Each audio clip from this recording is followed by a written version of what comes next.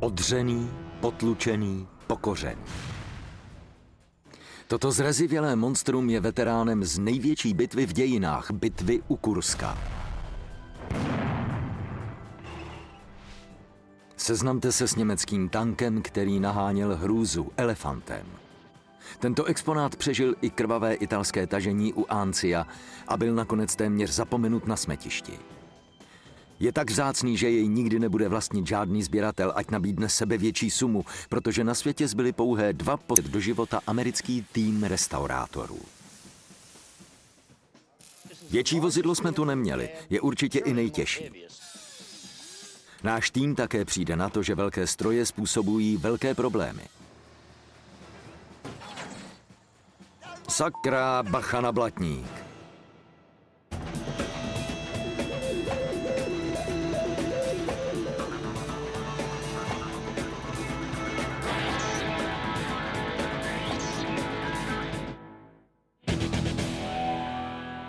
Jednoho chladného jarního rána se náš tým vydal do amerického armádního muzea v Aberdeenu ve státě Maryland, aby si elefanta vyzvedl. Ten tu nehnutě stál po 6 desetiletí. Tento tank je typ Panzerjäger, nebo také stíhač tanku. Stroj natolik velký, že měl 2 jména. Nejdřív známý jako Ferdinand, později jako Elefant. Bez nákladu vážil 65 tun, naložen palivem, výzbrojí a olejem 71. Vlastnil 88 mm kanon, jeden z nejsilnějších, který byl na tanku za druhé světové války vůbec použitý. Jedna ze zbraní, která měla Hitlerovi zaručit vítězství. Je to největší tank, na kterém jsme kdy dělali. Vše je 2krát těžší, než na co jsme zvyklí. Musel čekat spolu s ostatními vojenskými vozidly, než na něj přišla řada. Až nakonec došlo i na něj. Při takových obřích rozměrech ho do servisu může dostat jen vozidlo s podobnými parametry.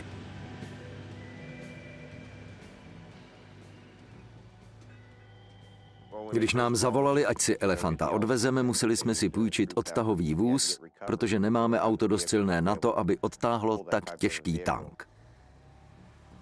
Je to odtahové vozidlo typu ANM 88A2, jehož úkolem je vytahovat zapadlé tanky na bojovém poli i pod nepřátelskou palbou. Zacházet s ním je vždy velký zážitek. Elefant strávil více než 60 let v zemi nikoho, vystaven nelítostnému počasí.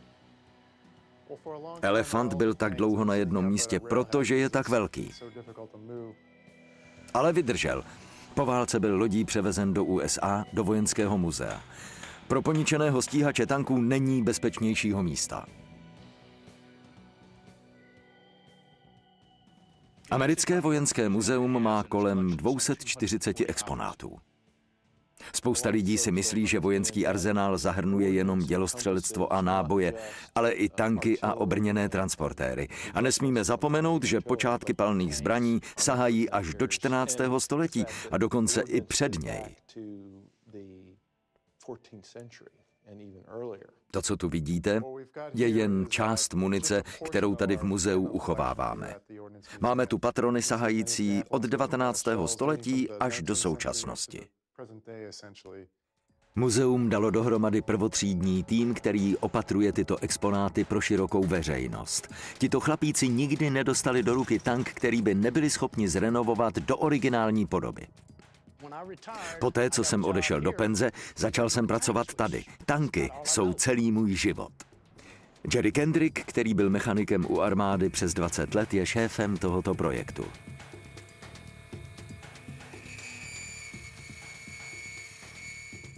Anthony Beard je svářeč a obráběč plechů. A Joe Wheeler má na starosti vše, co se týká barev. Joey ještě pomáhají Leroy Sims a Rich Warner. Celý tým má možnost pracovat na unikátním místě, v těsné blízkosti testovací vojenské oblasti. Je téměř nemožné pořídit s někým uvnitř interview.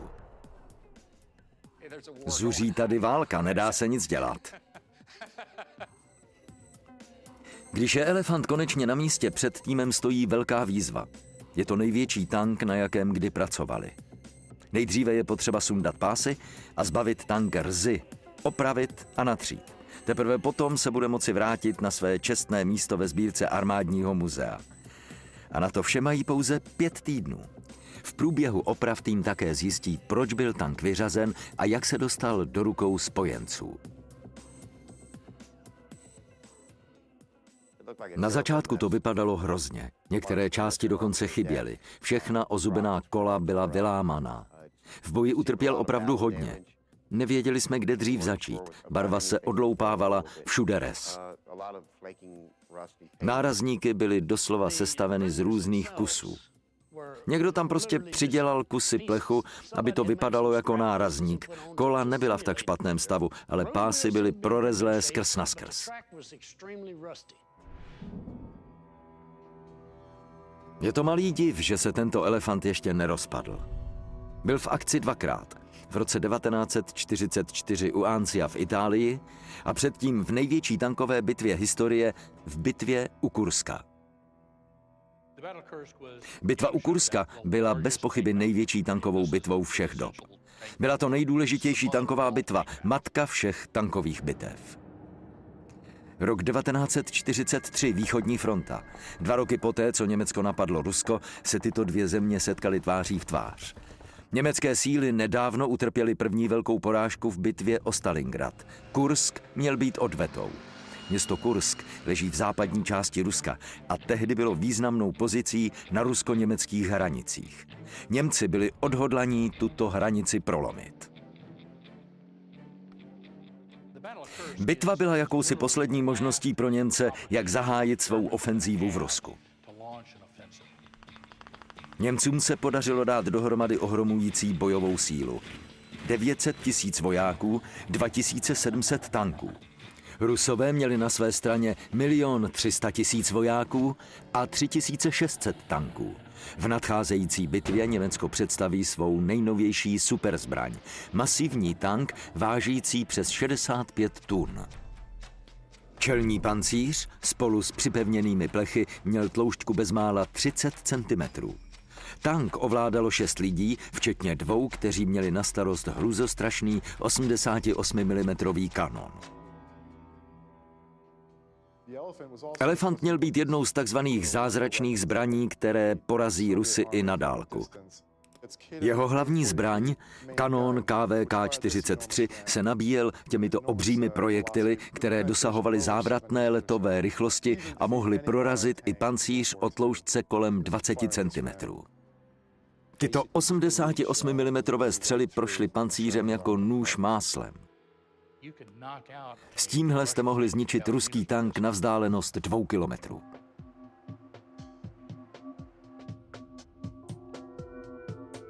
Prvním úkolem našeho renovačního týmu je sundat oba pásy.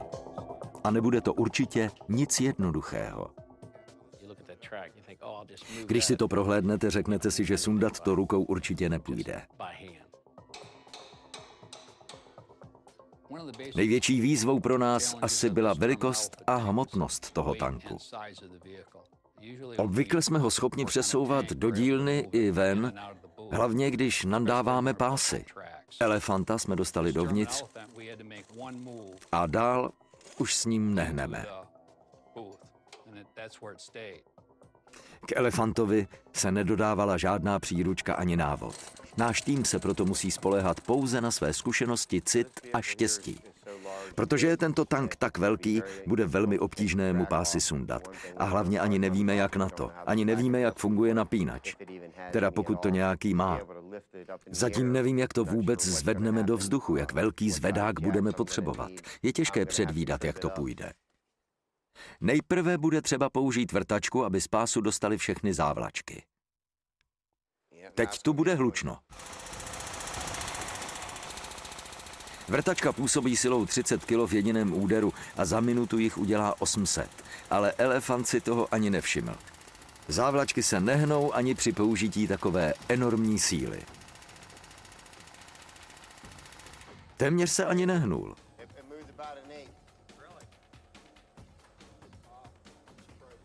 Konec se začíná strhávat a to není dobré. Někdy nám to zabere pár hodin, jindy povolí jako nic.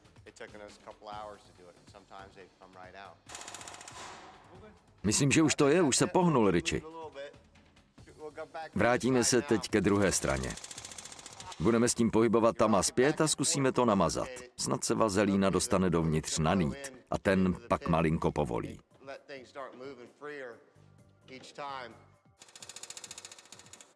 Jde to stěžka. Druhý pás zatím nemá cenu řešit. Tým zbytečně plýtvá časem, který má na celkovou renovaci. Na dokončení této výzvy mají pouze 5 týdnů. Dále uvidíte, jak Jerry a jeho tým zjistí, jak moc se zakousl zub času do tankových pásů.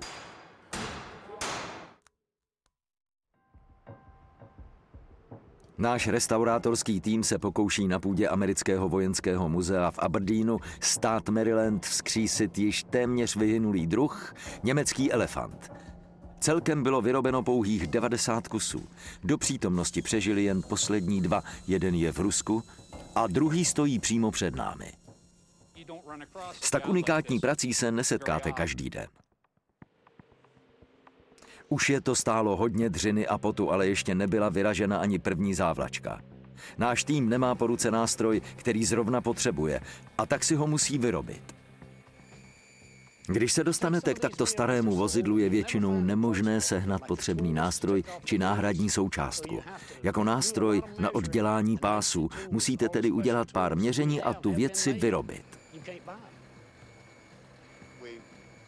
Obrousili jsme jeden konec a připevnili na něj tuto čepičku, takže k závlačce hezky přilehne. Musíme to pevně držet, aby to zůstalo hezky ve středu.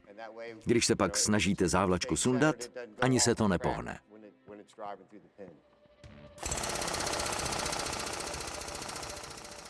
Nevědí jistě, jestli to bude fungovat, ale dochází jim možnosti, které nespůsobí pásu žádnou újmu. Je třeba mít na paměti, že elefant nemá žádné náhradní díly. Je to dobrý, Leroyi? Budeme muset ještě použít ten zvedák. Pozor, ustupte.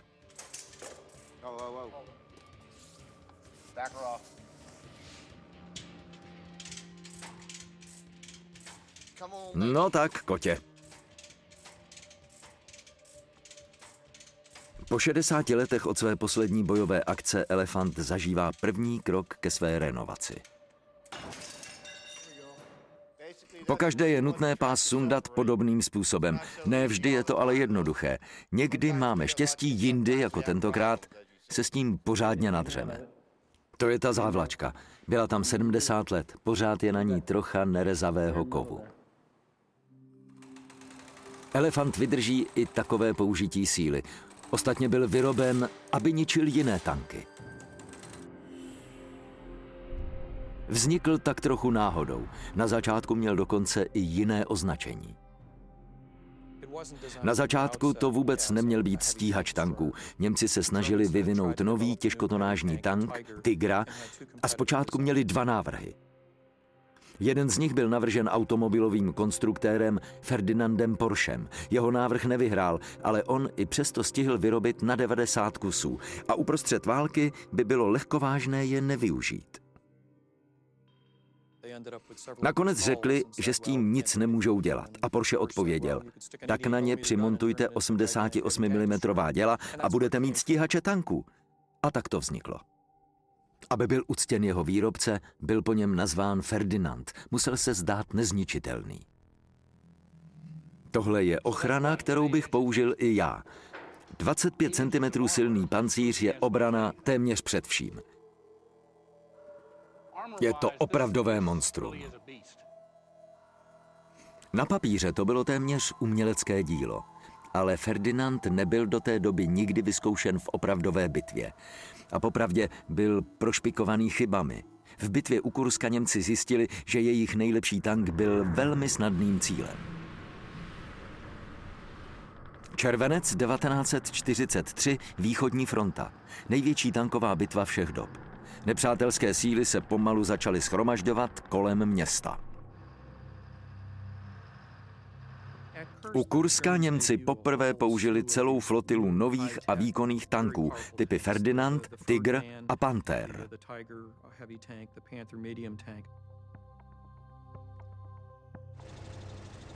Ruské tanky se nemohly vyrovnat těm německým co do techniky. A tak jim nezbylo, než spoléhat na kvantitu a přečíslení. V Německu se vyrobilo kolem 6 000 Pantherů a 1800 Tigrů 1 a Tigrů 2. Elefantů bylo skoro 90.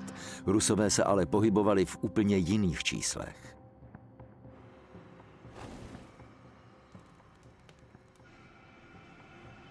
Rusové vyrobili mezi 65 až 85 tisíci T-34. Ruské T-34 sice nejsou tak úderné, účinné a obrněné, ale jsou jich tisíce a to je to, co se ve válce počítá.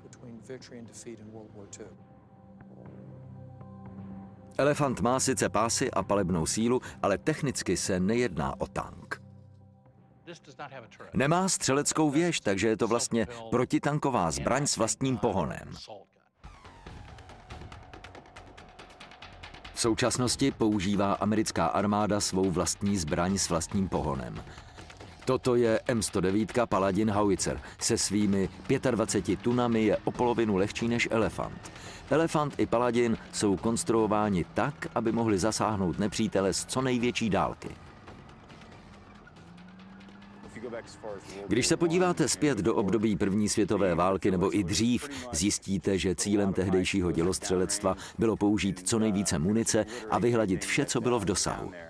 V dnešní době se berou v potaz i vedlejší škody. Současná munice je navíc mnohem přesnější, než tomu bylo třeba jen před 20 lety. Fort Hood, Texas. Americká armáda zde právě provádí dělostřelecký výcvik. Cílem je zasáhnout nepřítele, který není na dohled. Tyto stroje strávily 15 měsíců na misi v Iráku na místě zvaném Bakuba. Proti nepříteli, který je odhodlaný zemřít za svou vlast, vystřelili přes 6 000 střel. A na základě mota umíme a uděláme se tento prapor o sebe umí postarat a udělá vše proto, aby zabil co nejvíc nepřátel. Tento stroj může vypadat jako nemotorný obr, ale M109 dokáže do boje vletět se smrtící rychlostí. Naše howitzery dokážou od prvního rozkazu vystřelit patronu do 90 sekund. Rychlostně je Paladin se svými 60 km za hodinu dvakrát rychlejší než Elefant. Ale tento rozdíl v rychlosti je nic v porovnání s jejich palebnou silou. Elefant používal 88 mm dělo s dosahem 2 km. M109 dokáže hravě zasáhnout cíl v sousedním státu.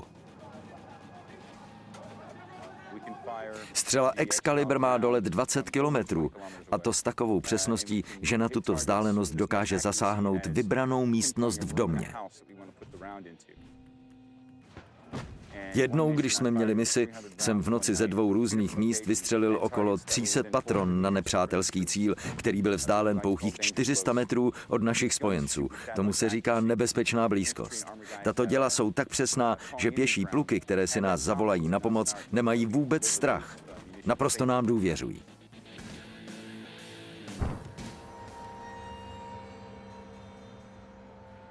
Jsme zpátky v garáži a našemu týmu se konečně podařilo vylomit zrezivělé závlačky. Jsou jedny z největších, s jakými jsem se kdy setkal. Jednou jsme tu měli M1, ale tohle je ještě větší. Pásy jsou i v dnešní době velmi důležitou součástí tanku, protože bez nich by se i v první světové válce těžko překonávaly ostnaté dráty a příkopy. V továrně JSMC v Limu ve státě Ohio se vyrábějí pásy pro v americké armádě nejrozšířenější tank M1 Abrams. Jsou přes 16 metrů dlouhé a každý z nich váží zhruba 20 tun. Tyto pásy musí být schopné zvládnout rychlost téměř 50 km v hodině, a to za jakýchkoliv podmínek. Když už jsou pásy dole, Joe se s ostatními pomalu přesouvá k samotné renovaci. Dále uvidíte, jak náš tým zjistí, že přední levé ozubené kolo je zaseklé a po jeho opravení objeví, co vlastně ukončilo bojový život tohoto gigantického stroje.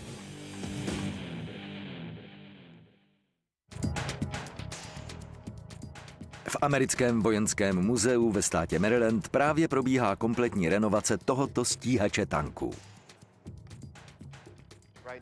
Právě vymýšlíme postup, jakým sundáme z tanku kola, abychom byli schopni vyčistit jejich ložiska a věci kolem.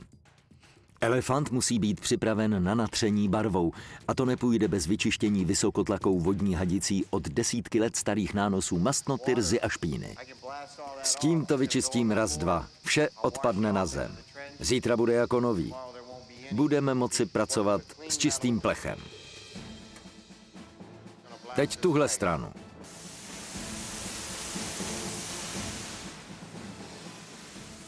Tahle hadice nepatří mezi zahradní pomůcky, protože dokáže víc, než odstranit starý lak. Pronikne i skrz beton. Neodolá tomu nic ani lidské tělo. Bohužel jsem se jednou dostal moc blízko a přišel jsem o kus nohy. Musel jsem podstoupit několik transplantací, aby mi dali nohu do pořádku.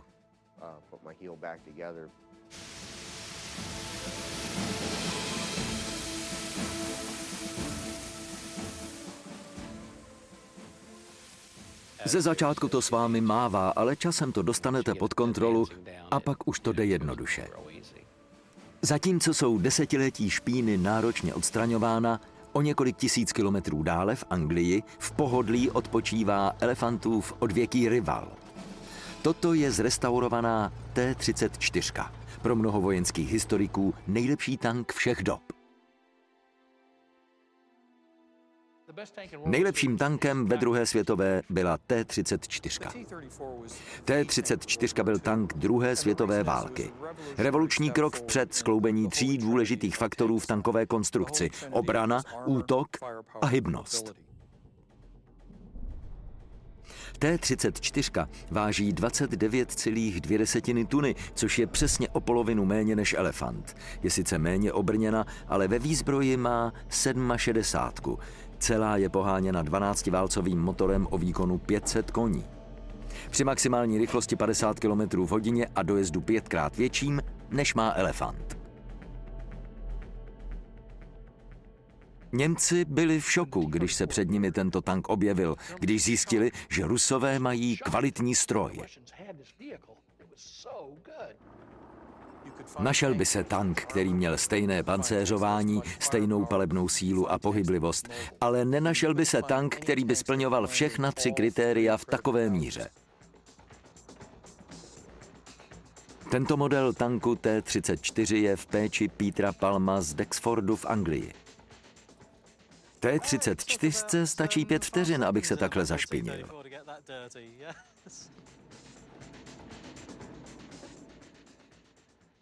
Opravit ho zrovna nepatřilo mezi nejlehčí věci. To i proto, že se neočekávalo, že jeho životnost bude více než pár týdnů. Takže šance na to, že se motor zadře, že se něco pokazí, byla stejně vysoká, jako že bude tank zničen.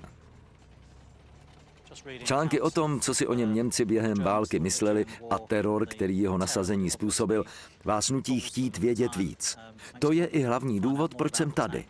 Je v tom něco neuvěřitelně vzrušujícího, když člověk řídí T-34. Vzpomenete si na ty lidi, kteří v ní jezdili za druhé světové války.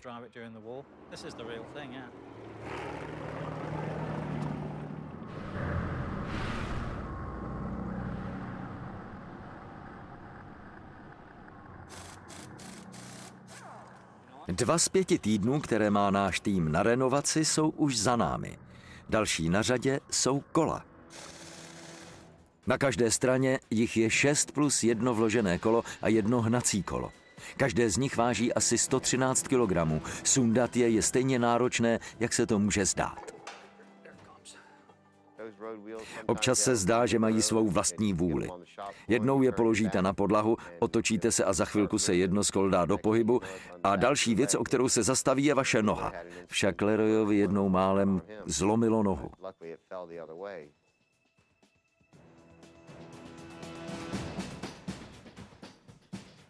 Už bez kol je elefant připraven k odčerpání toxických tekutin. K tomu je potřeba zalézt pod tuny rzavé oceli.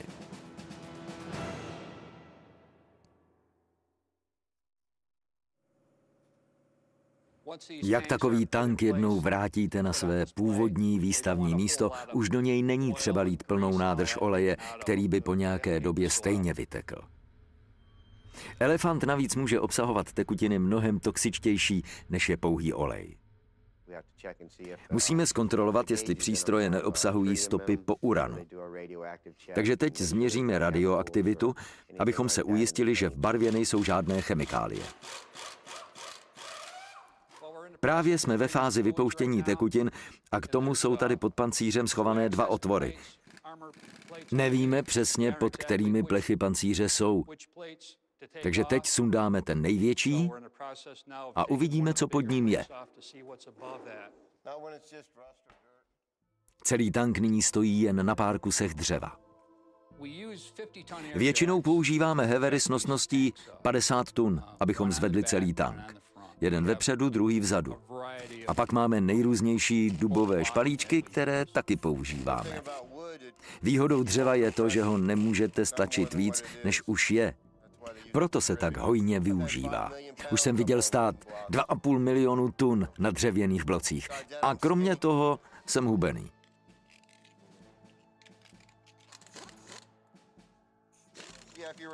Když se bojíte, často se něco stane. Tak to většinou bývá. Co to tam je? Je mrtvý.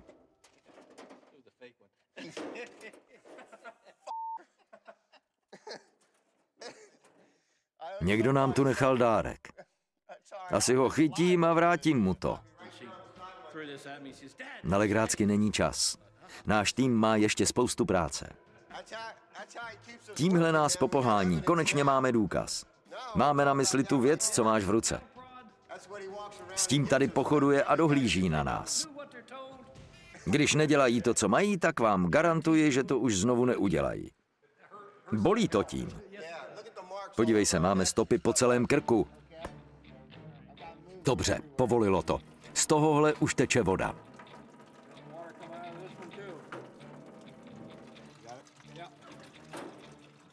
Už i olej. Tímto tempem to bude vytékat celou věčnost. Jakmile z elefanta vytekla poslední kapka toxických látek, je připraven na další dávku z vysokotlaké hadice. Byl postavený, aby byl na bitevním poli postrachem, ale velmi rychle se projevily jeho nedostatky. Dokonce i jeho klady se změnily v zápory. Ten tank je obrněný, a to téměř proti čemukoliv.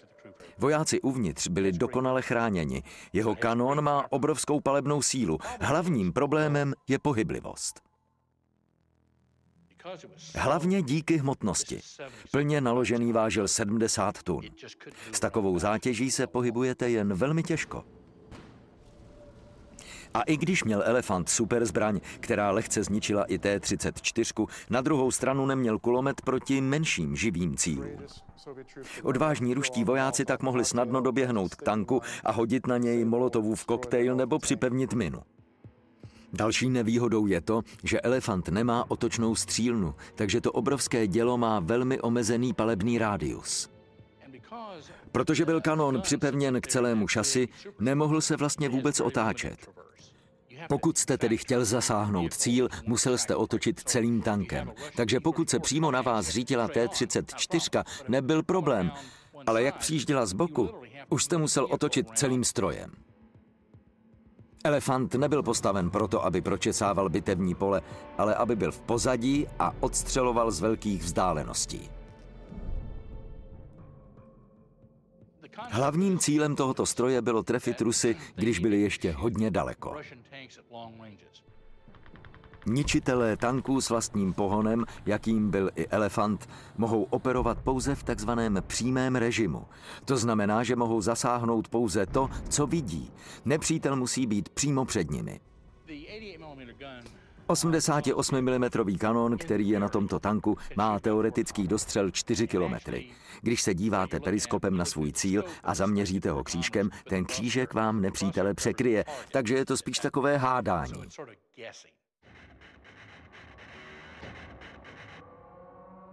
Paladin má stejně jako elefant za úkol odstřelovat nepřítele z velké vzdálenosti. Ale u něj hádat nemusíte. Pozorovatelé spočítají souřadnice a obsluha děla vystřelí. Cíl nemá šanci. Na rozdíl od elefanta však howitzer dokáže pracovat v nepřímém režimu. To znamená, že nemusí svůj cíl vidět přímo. Aby bylo zaměření co nejpřesnější, musí být osádka tanku schopná spolu komunikovat. Cíl je 0,4 alfa.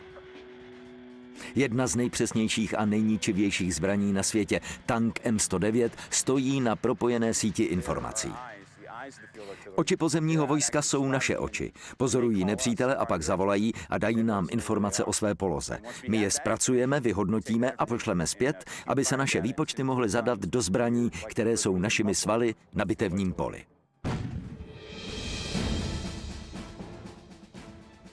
Když se tedy elefant dostal do muzea, byl takový, jaký je. Bez náhradních dílů.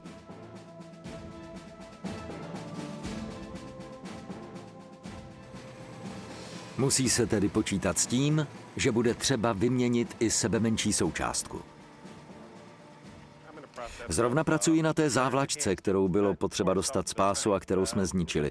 Má asi 8,5 cm. Vzal jsem 2 8 a 7 cm kovové kusy a svařil je dohromady. Ale ještě předtím jsem je musel narýhovat, aby do sebe hezky zapadly. Jak bude hotový, bude vypadat jako nový.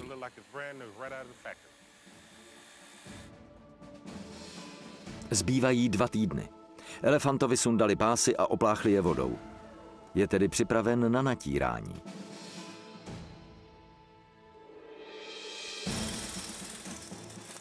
Počkej, Leroyi. Zapadl. Tak proto se tak obtížně pohyboval. Je to, jako by jezdil s ruční brzdou. Když náš tým spravoval ozubené kolečko, objevil 2 šrapnely, 2 předměty, které nám pomůžou poodhalit, proč elefant dopadl tak, jak dopadl. Když se Joe spolu s ostatními pokoušel nasadit nové ozubené kolo zpátky na levou stranu tanku, objevil tyto 2 šrapnely. Nejdřív jsou všichni zmatení. Nejsou to třeba součástky tanku? Když jsme to viděli poprvé, nebyli jsme si jistí, zda nám to bude k něčemu dobré.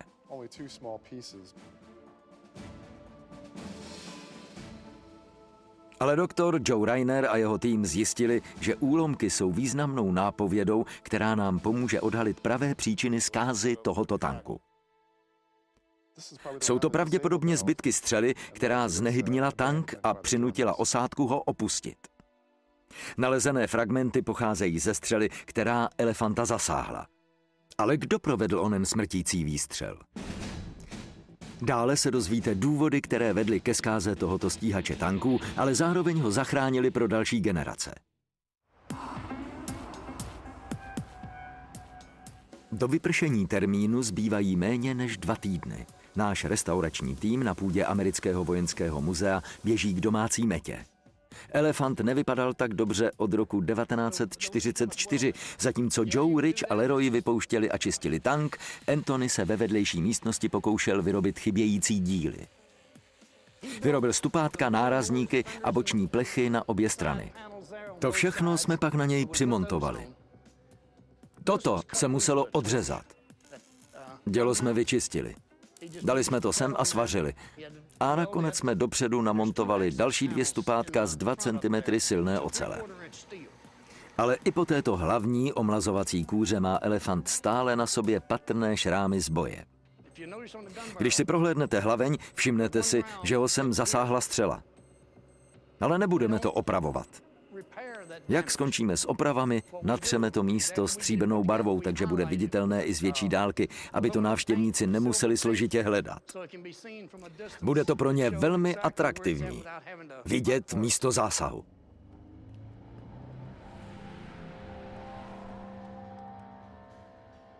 Elefant u Kurska byl velký výbuch. Jeho celková konstrukce byla naprosto nevhodná. Většina z nich nebyla zničena v boji, většina z nich se jednoduše pokazila a nešlo je opravit. Elefant byl jedna velká katastrofa. Po 2 týdnech se vítězství přiklonilo na ruskou stranu. Odhaduje se, že padlo na 250 000 ruských vojáků a 600 000 jich bylo zraněno. Na německé straně to bylo 100 000 mrtvých nebo zraněných. Polovina německých tanků byla vyřazena z boje. Nakonec se německé síly daly na ústup. Tanky Ferdinand, ty, co se vrátili zpět, byly plné chyb a byly poslány zpět ke konstruktérskému stolu. Proto byly zbylé Elefanty poslány zpět do továrny v Nibelungu v Rakousku, kde byly dodatečně doplněny oboční kulomety, které měly být alespoň nějakou zbraní proti pěchotě.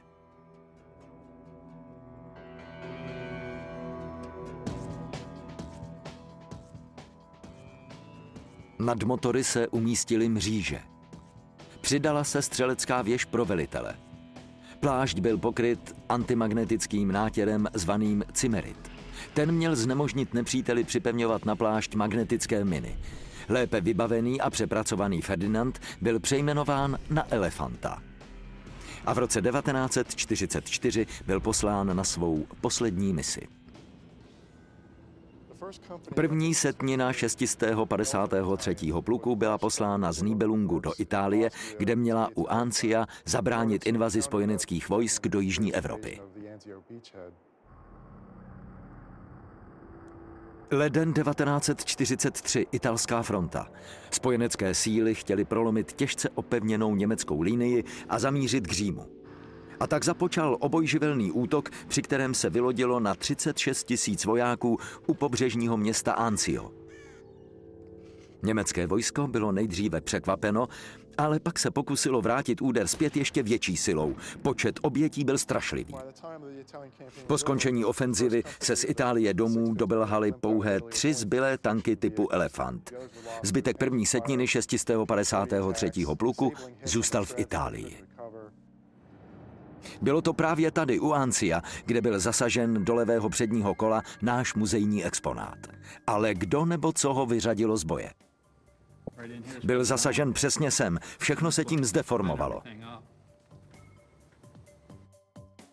I tak dlouho po válce je poškození levého předního kola aktivní a zpomaluje celou renovaci. Instalace ozubeného kola nejde podle plánu, nezapadá úplně přesně. Pokusili jsme se podchytit to poškození tak, aby nám šlo kolo nasadit lehce, aby to šlo lehce tam i zpět. Ale pořád to odstává. Maličko dopředu. Ještě. Dobře. Teď stůj, dál už ne. Vzdálenost mezi bubnem z této strany. Říkal jsi, že si zapadl, ale vidíš, že ne. Jen si to kolo narazil na tu poškozenou část. Ten poničený kus nás blokuje asi o centimetr. Místo, kde je vnitřní buben, budeme muset vyříznout. Musíme s tím něco udělat. Je na čase přivést Anthonyho. Nakonec musíme vyřezat poškozené části bubnu, které nám brání v nasazení ozubeného kola.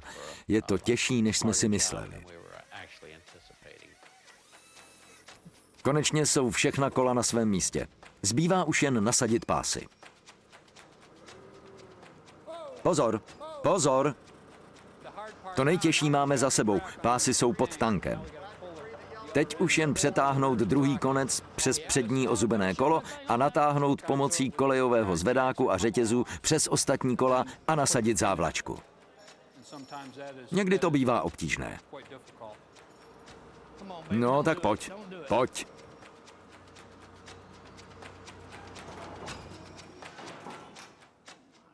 Netrefil se na ozubené kolo. Řekněte mu, ať to zastaví.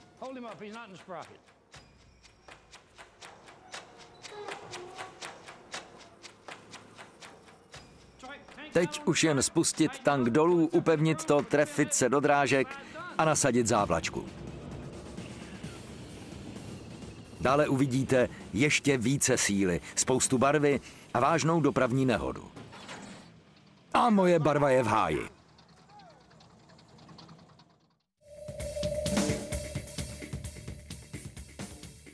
Dalo to zabrat, ale tento stíhač tanků, který byl vyroben pouze pro válečné účely, si prošel svým. Byl zničen, opraven, ale i proklínán.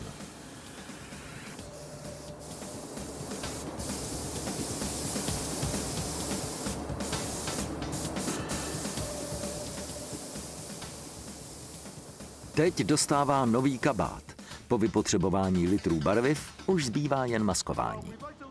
Maskování bychom chtěli udělat ve stejném duchu, jako bylo v době, kdy byl Elefant v Itálii ukořistěn americkým výzvědným týmem v květnu 1944.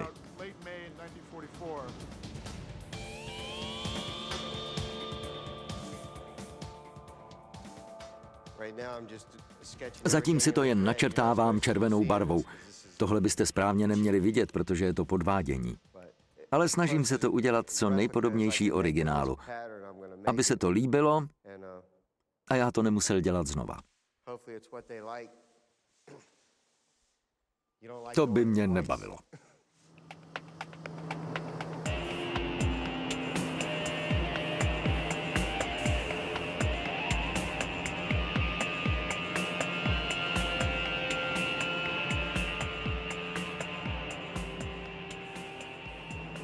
Zatímco tank dostává novou vizáž, zbytek týmu se snaží najít odpovědi.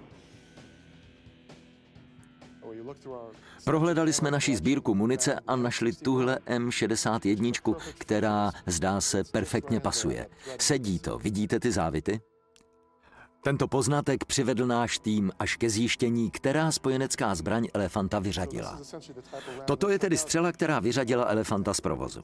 V americkém seznamu tanků, které mohly mít tuto munici v roce 1944 ve výzbroji, je celá řada. Mohlo to být Sherman, mohla to být M10. Myslím, že byl zasažen americkým tankem.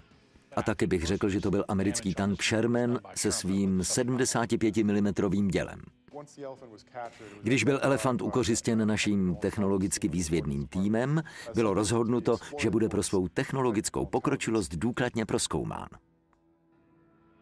Krátký bojový život tohoto tanku byl u konce. 5 týdnů od začátku této renovace může Elefant konečně vyjet z dílny. Může se vrátit domů na své čestné místo v armádním muzeu. Ale pokud se vám zdálo, že dostat ho dovnitř bylo obtížné, dostat ho ven je ještě obtížnější.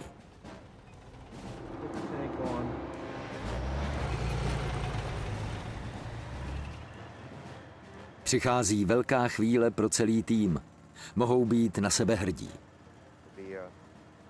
Byla to asi nejsložitější renovace, jakou jsme tu kdy dělali. Je to opravdu velmi starý stroj.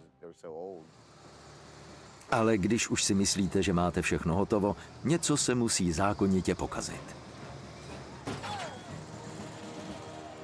Ale ne, můj blatník. Moje barva je v háji.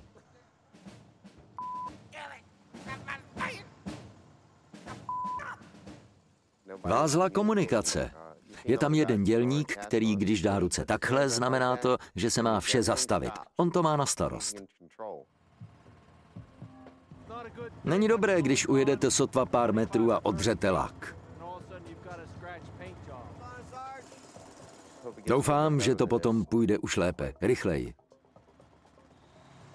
Dřevo, dejte tam dřevo. Je potřeba mít tank pod kontrolou, proto se pod kolo strčil dřevěný špalek, aby tank zpomalil. Ale tomu to bylo jedno. Mají s tím dřevem problémy, protože podvozek byl navržen tak, aby hladce přejel přes každou nerovnost. Tolik snahy a zatím se jim nepodařilo dostat tank ani na vlečku. Pořád ještě musí toto 71-tunové monstrum dotáhnout do muzea. Myslím, že to nepůjde tak snadno. Elefant váží víc než samotná vlečka, na kterou je potřeba ho vytáhnout. Je to, jako by se kamion snažil roztáhnout nákladní vlak. Nakonec si ale dal říct a opustil bezpečí země.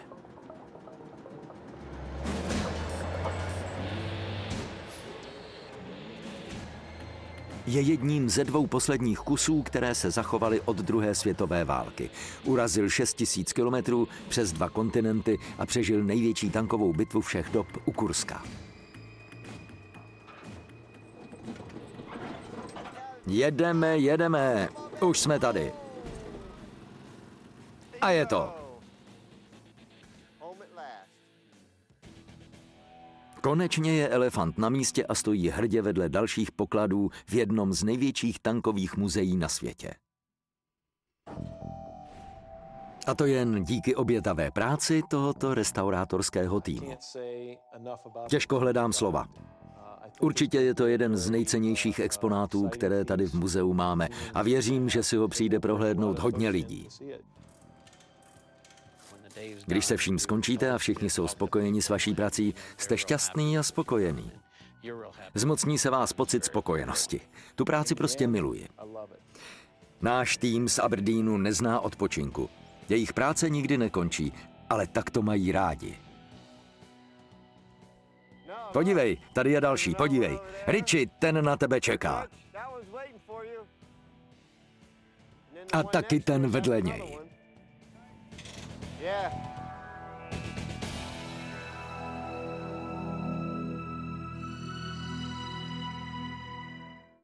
České znění připravila společnost SDI Sun Studio v roce 2009.